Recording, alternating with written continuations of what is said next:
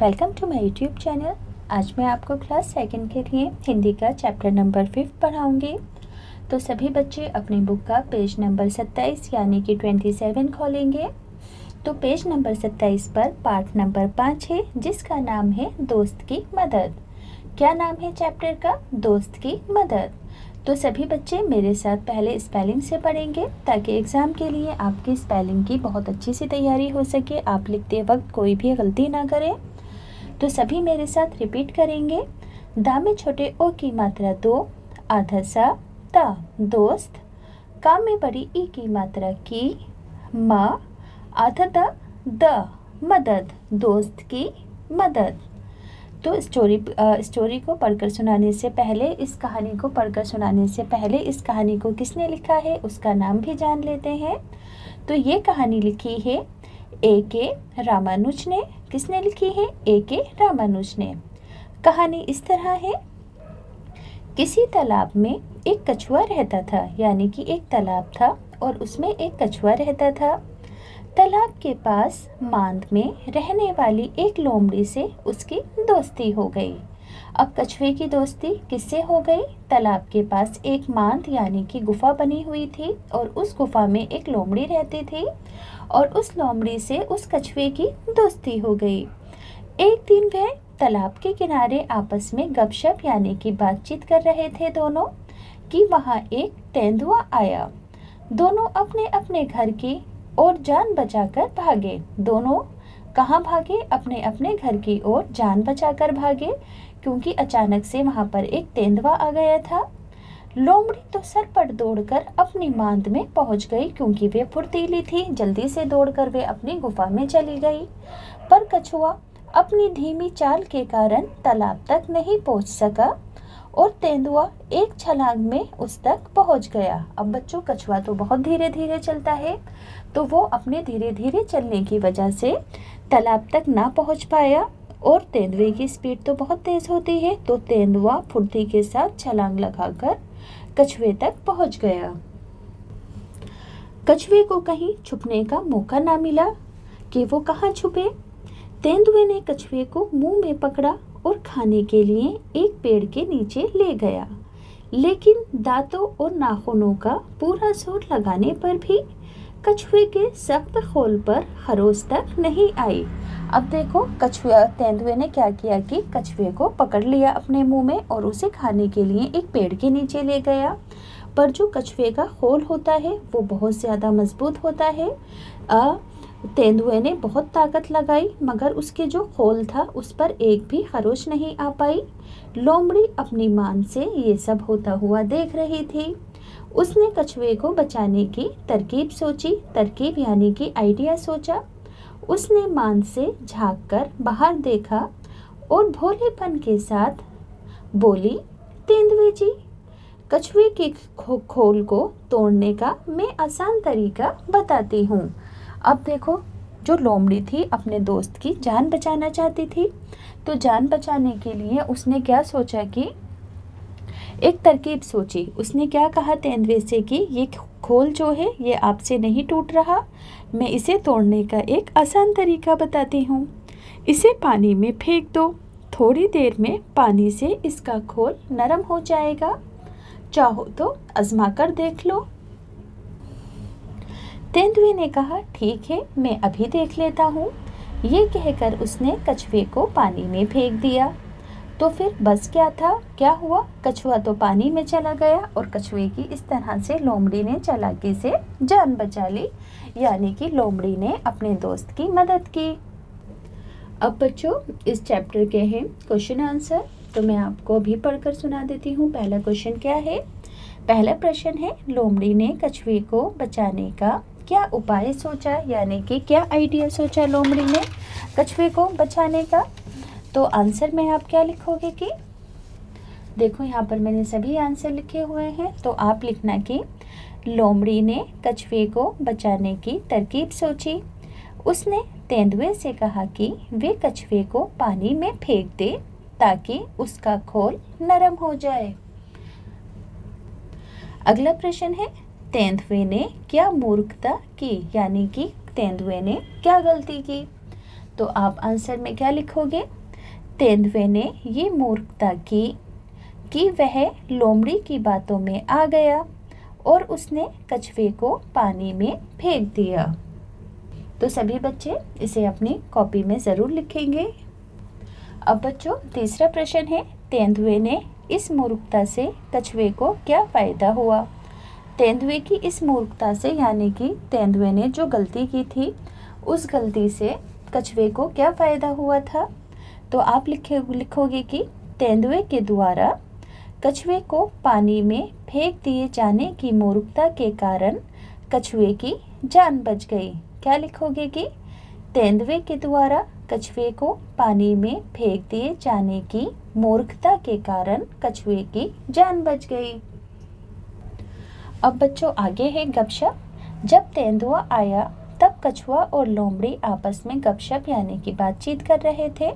सोचो वो क्या बातें कर रहे होंगे, ये तुम अपने दोस्त के साथ मिलकर सोचो। आपको सिर्फ सोचना है कि वो क्या बातें कर रहे थे, पर फिर भी मैंने इसके आंसर को भी लिखा है। तो कछुआ और लोमड़ी एक दूसरे का हालचाल पूछ रहे होंगे, किसी खेल को खेलने के बारे में भी बातचीत कर रहे होंगे या फिर मौसम के बारे में भी बात कर रहे होंगे। आप अपनी मर्जी से जो आपके दिमाग में आए कि वो क्या बातें कर रहे होंगे लिख सकते हो। आगे है कछुआ चाल। कछुआ बहुत धीरे धीरे चलता है, इसलिए जो बहुत धीरे चलता है उसके लिए हम क्या कहते हैं? वे कछुए की तरह चलता है, यानी कि बहुत धीरे धीरे आराम से चलता है। तो अब बताओ इनके लिए क्या कहेंगे? जो तेज भागता हो, तो वे चीते की तरह भागता है क्योंकि चीता बहुत तेज भागता है। इसी तरह से जो बहुत अच्छा तैराक हो, तो मछलियाँ बहुत अच्छी तैराक होती हैं, तो आप क्या लिखोगे? वे मछली की तरह तैरता है। अब है बच्चों पेज नंबर 30। तुम्हारी समझ से जब तेंदुए ने कछुए को पकड़ा तब वे क्या सोच रहा होगा? तो उस समय देखो, जब तेंदुए ने कछुए को पकड़ा तो कछुआ क्या सोच रहा होगा? तो आंसर में लिखोगे, उस समय कछुआ ये सोच रहा होगा कि किसी भी तरह उसकी जान बच जाए, क्योंकि तेंदुआ तो हर चीज़ का शिकार कर लेता है। तो तब कछुआ क्या सोच रहा होगा? उस समय कछुआ ये सोच रहा होगा कि किसी भी तरह उसकी जान बच जाए। उसने उस समय किसे याद किया होगा, यानी कि कछुए ने उस समय किसे याद किया होगा? तो उस समय उसने अपनी जान बचाने हेतु ईश्वर को याद किया होगा कि सिर्फ मुझे ऊपर वाला ही बचा सकता है। आगे है खोल जैसा सख्त। बताओ कछुए के खोल जैसी सख्त चीज़ें और क्या हो सकती हैं? क्या क्या हो सकती हैं बच्चों? कछुए के खोल जैसी अन्य सख्त चीज़ें जैसे कि शंख आपने देखा होगा, घोंगा, सीपी, नारियल आदि, ये सब कैसी हैं? कछुए के खोल जैसी सख्त चीज़ें हैं। आगे है लोमड़ी ने तेंदुए को कछुए का खोल तोड़ने का आसान तरीका बताया था। क्या तुम नारियल को तोड़ने का आसान तरीका बता सकते हो? तो इसे भी बच्चों मैंने लिख कर रखा है। तो क्या लिखोगे आप इसका आंसर? सबसे पहले नारियल में छेद करके उसका पानी निकालेंगे, फिर हंसुए से या किसी नोकदार चीज़ से रेशे निकालने चाहिए नारियल के। फिर नारियल को फर्श पर पटकने से वह आसानी से टूट जाएगा, क्योंकि जब हम उसके रेशे निकाल लेंगे और नारियल का पानी भी निकाल लेंगे और उसमें सुराख भी होगा, छेद भी होगा, तो नारियल को जब हम फर्श पर पटकेंगे तो वो आसानी से टूट जाएगा। तो आप इसे भी अपनी कॉपी में लिख लेना याद से। आगे है एक से अधिक। एक कछुआ पानी से बाहर निकल आया, 3 कछुए पानी से बाहर निकल आए। अब नीचे दिए हुए शब्दों को आपको बदल कर लिखना है, जैसे कि एक कपड़ा होगा।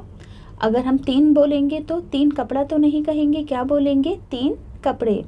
इसी तरह 1 रुपया, 15 रुपया तो नहीं बोलते, 15 रुपए कहते हैं। 1 खंबा, इसी तरह 4 खंबे। 1 पौधा, 8 पौधे। 1 पतीला, 2 पतीले। 1 संतरा, इसी तरह से 10 संतरे। अब है बच्चों पेज नंबर 31। किसकी चाल? बताओ ऐसे कौन कौन चलता है फुदक फुदक कर? कौन कौन चलता है फुदक फुदक कर? मैना और गौरैया।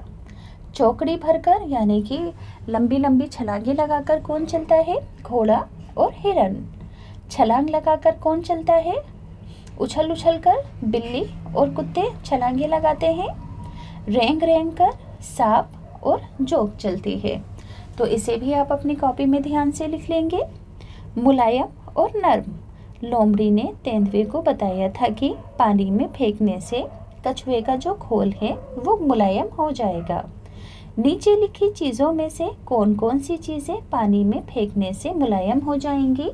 आपको उन्हें सही जगह पर लिखना है। जो मुलायम हो जाएंगी उसे इस जगह पर लिखोगे, जो मुलायम नहीं होंगी उसे इस जगह पर लिखोगे। तो मुलायम होने वाली कौन सी चीज़ें हैं?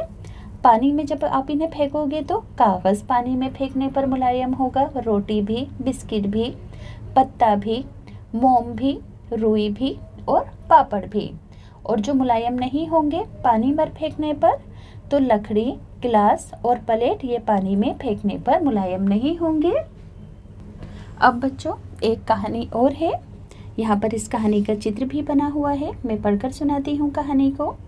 एक मगरमच्छ था, वह लोमड़ी को खाना चाहता था, पर लोमड़ी बहुत चालाक थी और वह मगरमच्छ की पकड़ में नहीं आती थी।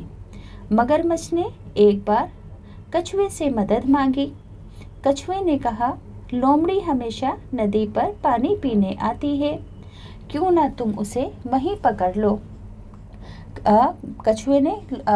मगरमच्छ ने कछुए से मदद मांगी कि मैं लोमड़ी को कैसे पकड़ूं। तो कछुए ने कहा कि जो लोमड़ी है वो रोज़ नदी पर पानी पीने के लिए आती है, तो तुम इसे वहीं पर ही पकड़ लेना। मगरमच्छ उस दिन नदी पर लोमड़ी का इंतज़ार करता रहा। पूरी रात कट गई और फिर पता चला कि कहानी को अब आपको आगे बढ़ाकर लिखना है। तो आगे बच्चों मैंने क्या लिखा कि फिर पूरी रात कट गई, लोमड़ी नहीं आई। फिर पता चला कि लोमड़ी और कछुआ गहरे मित्र थे। कछुए ने ही लोमड़ी को आने से मना किया था। उधर मगरमच्छ इंतज़ार करता ही रह गया और लोमड़ी नहीं आई। अब इस कहानी को अपने मन से कोई नाम भी देना है आपको। तो इस कहानी को मैंने नाम दिया है दोस्ती। तो मैं यहाँ पर भी लिख देती हूँ। दा में छोटे ओ की मात्रा 2, आधा सा, ता में बड़ी ई की मात्रा 3, दोस्ती। तो बच्चों ये चैप्टर यहाँ पर पूरा कंप्लीट होता है। अगर आपको अच्छे से समझ में आया हो तो प्लीज़ ज़रूर चैनल सब्सक्राइब करना, वीडियो को लाइक करना।